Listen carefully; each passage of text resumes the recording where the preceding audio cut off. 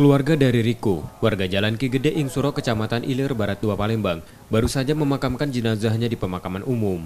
Belum genap 3 hari keluarga ini kehilangan orang tuanya yang meninggal dunia, harus memakamkan satu anggota keluarganya yang lain. Dari informasi yang didapat, Riko ditemukan tewas saat pulang dari menghadiri tahlil orang tuanya yang meninggal. Awalnya warga masih melihat korban berada di ujung gang, namun tak berapa lama ada laporan korban dibawa warga ke rumah sakit karena terluka senjata tajam.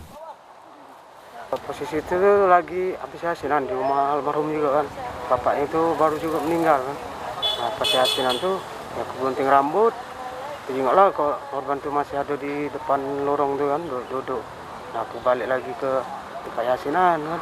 Dekat bakar lah, banyak kawan situ kan namanya tetangga masih. Nah tidak lama dari situ tuh ada yang ngabari datang berdua bahwa korban tuh ada di rumah sakit. Rumah sakit Benteng, Akagani.